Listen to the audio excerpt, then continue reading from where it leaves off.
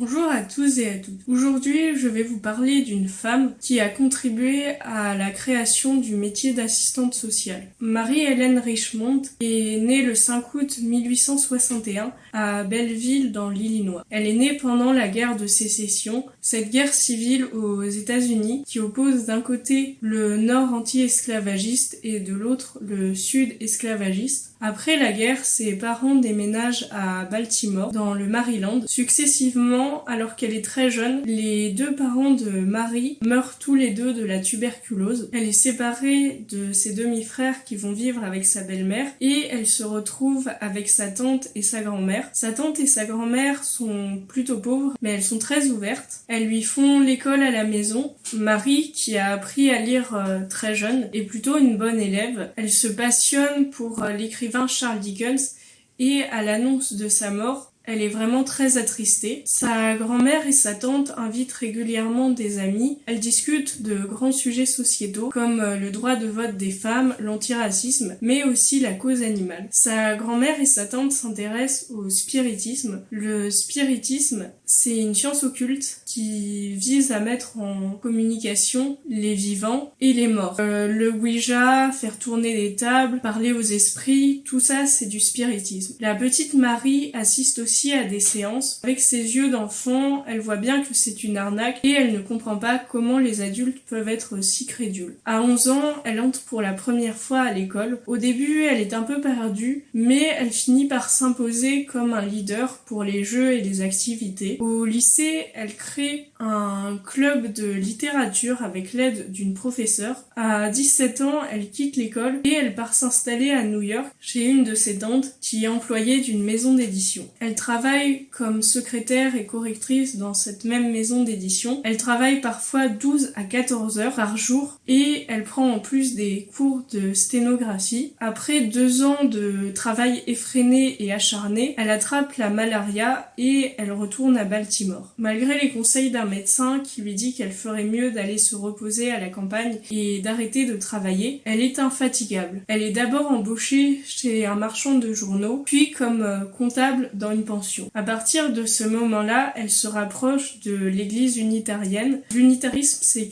une doctrine qui, contrairement aux courants principaux du christianisme, rejette la Trinité, rejette l'idée du Père, du Fils et du Saint-Esprit. C'est aussi une église très originale qui refuse tout dogmatisme religieux et qui est plutôt ouverte. Marie y noue des amitiés profondes. Pendant les cours de caté, elle fait par exemple lire Shakespeare à des jeunes de son âge. En 1890, elle tombe par hasard dans le journal sur une petite annonce. Elle ne le sait pas encore, mais cette petite annonce va changer sa vie. La Charity Organization Society, ou la COS de Baltimore, recherche un assistant trésorier chargé de la propagande. La Charity Organization Society, c'est une réunion de plusieurs associations de charité. C'est une association qui cherche à combattre à la fois la pauvreté et la corruption politique, et surtout elle a un système plutôt original, des volontaires qui sont appelés des friendly visitors ou visiteurs amicaux, vont à la rencontre de familles pauvres et ils discutent avec ces familles pour trouver une solution à leurs problèmes. Marie postule et elle est embauchée. Lors du congrès national de cette organisation,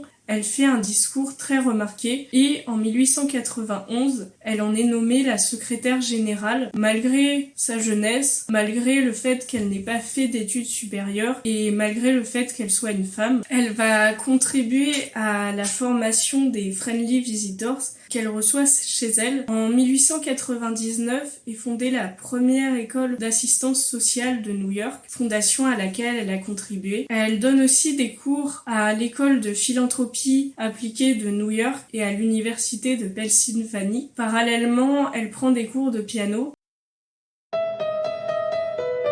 Mais elle reste de santé fragile et elle est toujours très inquiète, elle a toujours peur d'attraper la tuberculose comme ses parents. En 1913, elle publie Social Diagnostic ou Diagnostic social. C'est une grande enquête menée dans plusieurs villes très éloignées les unes des autres. Marie a fait passer des questionnaires à différentes personnes. Parmi les catégories étudiées, on peut compter les femmes veuves et délaissées, les mères célibataires, les hommes sans abri, les familles migrantes, les enfants négligés et leurs parents, les alcooliques, les aveugles et aussi ceux qu'elle appelle les faibles d'esprit, les handicapés mentaux. Le service social des cas individuels est l'ensemble des méthodes qui développent la personnalité en rajustant consciemment et individuellement entre eux l'homme et son milieu social. Il s'agit de comprendre l'individu dans son milieu. Parmi les riches, Marie distingue deux catégories, les travailleurs et les parasites. Elle fait aussi une distinction similaire chez les pauvres, entre les pauvres et les paupers. Alors le terme pauper, il est difficilement traduisible en français. Parfois il est traduit par pauvre, mais parfois il peut être aussi traduit par indigent. Marie nous dit en gros que dans toutes les classes sociales, il y a des bonnes personnes travailleuses, mais il y a aussi des profiteurs. Marie s'intéresse aux familles dysfonctionnelles.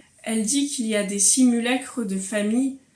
Certaines familles n'en ont en fait que le nom. Elle critique les parents maltraitants, mais elle critique aussi les parents trop protecteurs. Les enfants de parents trop protecteurs sont comme des petits oiseaux qui n'ont pas appris à voler de leurs propres ailes. Elle critique le travail des enfants. Elle propose un nouveau système pour les jeunes âgés de plus de 16 ans. Ils pourraient travailler le matin et l'après-midi prendre des cours dans une école technique. Elle parle de médecine sociale. Il ne faut plus seulement traiter le malade, mais traiter aussi l'individu dans son milieu. Elle remarque notamment que l'air des villes est pollué et elle explique la nécessité de bien aérer et de bien ventiler son logement. Pour elle, un volontaire ne peut pas bien connaître une famille tant qu'il n'a pas ri avec elle.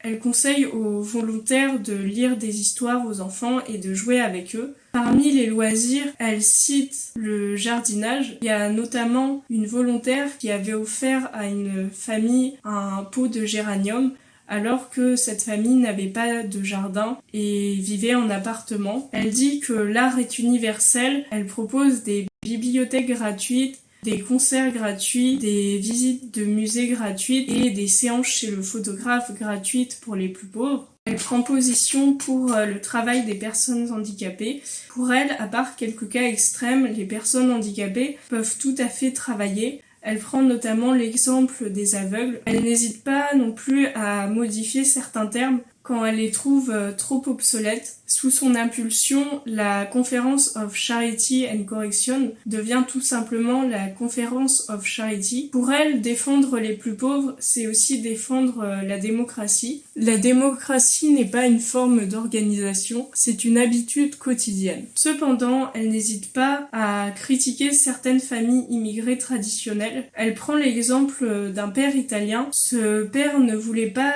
que sa fille malade aille à l'hôpital. Une jeune fille qui quitte son domicile, ne serait-ce que pour une nuit, c'est une jeune fille corrompue. À force de négociations, les travailleurs sociaux ont fini par le convaincre et ont trouvé un compromis. Le père a pu accompagner sa fille et dormir avec elle à l'hôpital. Marie critique aussi les lois migratoires des États-Unis. Elle trouve qu'elles sont trop tolérantes, qu'on a accepté trop d'immigrés qui n'y avaient pas leur place et qui ont été incapables d'adapter l'éducation de leurs enfants à l'éducation du Nouveau Monde. En tant que chrétienne, Marie fait de nombreuses références à la Bible, notamment à l'histoire du bon samaritain. Pour elle, les pasteurs et les ministres du culte ont une responsabilité. Ils doivent encourager leurs fidèles à ne pas être trop égoïstes. Les instituteurs et les professeurs de catéchisme ne sont pas ennemis, mais au contraire, ils doivent travailler ensemble. Cependant, Marie critique aussi l'attitude compétitive des différentes églises. Les églises cherchent à tout prix à attirer les plus pauvres pour en faire de nouveaux adeptes, de nouveaux convertis, et les pauvres eux-mêmes n'hésitent pas à en profiter. Il y a par exemple une famille qui a fait baptiser 3 fois son enfant dans 3 églises différentes pour pouvoir profiter des dons et des cadeaux reçus après le baptême. Pendant la Seconde Guerre mondiale, Marie soutient la politique de non-intervention du président américain Woodrow Wilson, mais elle soutient aussi des comités d'aide pour les immigrés. Elle pense que le travail social devrait aussi s'appliquer aux marins et aux militaires. Après-guerre, elle rédige de nombreuses brochures sur les mères célibataires ou encore sur les familles immigrées. En 1921, elle contribue à la création d'une association nationale des des travailleurs sociaux. La même année, elle reçoit à titre honorifique un Masters of Arts du Smith College, une université pour femmes. Le 12 septembre 1928, elle décède d'une tumeur. Je ne connaissais pas cette femme, mais je l'ai découverte grâce à un de mes amis qui suit une formation pour être éducateur spécialisé. Et dans son école, un des amphithéâtres s'appelle Marie Richmond. Et comme il sait que je tiens une chaîne YouTube sur les femmes méconnues de l'histoire, il m'a dit